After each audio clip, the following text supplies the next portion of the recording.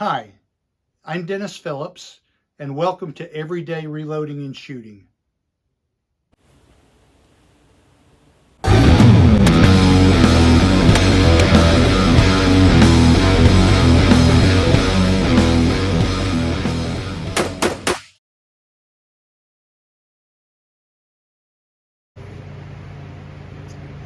So I wanted to do a video about why when I record my range results, I not only measure the extreme spread, but I also measure the best 4 out of 5 when I'm shooting a 5-shot group.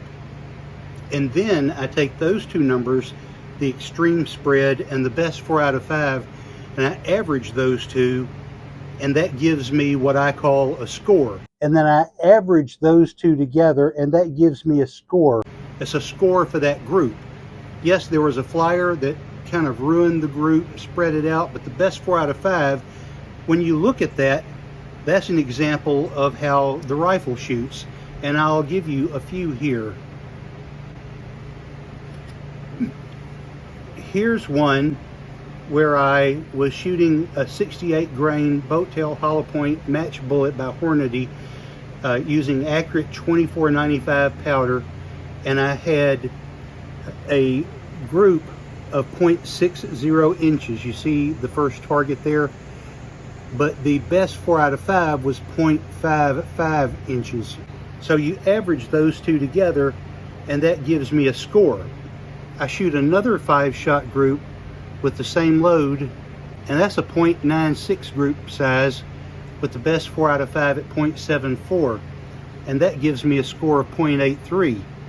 And then for this, I average those two, and for the extreme spread for that powder charge, I average an extreme spread of 0.78 inches, and the best 4 out of 5 of that grouping was averaged 0.65 inches. So when you average those two together, and I always round up because sometimes it's a half, that gives you a score of 72, and you can look at how some of these other rounds compared. So for me, this gives, when you look at that best 4 out of 5, oftentimes that group is significantly tighter. Like on this best shot of the day, where I had an extreme spread of 0.56 inches, but the best 4 out of 5 was 0.53 inches. So that shows that I was shooting very tight and very consistently. And some of those were even touching the point where I was aiming. 3 were low, but 2 were touching that center. But that gives me a score of 0.55. So that's letting me know where I need to zero in on my loading. So if I want to load again for a half grain below that or above that, but also at the next higher load, I also shot well, and that one shot a 0.57 extreme spread with a 0.43 best 4 out of 5, so that scored me a 0.50. Now, when you think about measuring the best 4 out of 5, think about when you were a kid in school. Some classes you probably did well in, some classes you probably did not. But on those classes where you scored an 80% or better, that was a passing grade. So on some of those classes, I'm not sure if that was a C plus or maybe a B minus, but on some of those 80-point grades that you got, you were probably very pleased to be able to get those because maybe it was a really tough class for you. Well, what if all through school you got nothing but 80% on everything that you did? Every test you took, every class you took, everything was 80%, and you never had less than that. But you were happy with that, right? Because you graduated.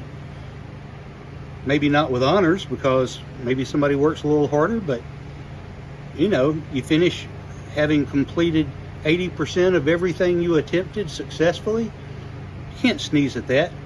And that's kind of the way I look at shooting too. 80% of those shots, that 4 out of 5 grouping, that's the way your rifle shoots. There's going to be a stray round every now and then. You may flinch when you pull that trigger. It takes a lot of practice and skill to not move the rifle when you're pulling the trigger. because you're exerting some pressure on the rifle. So there's a skill at learning how to hold that so that you don't move the rifle as you squeeze the trigger. And any little bit of movement can throw your point of aim off.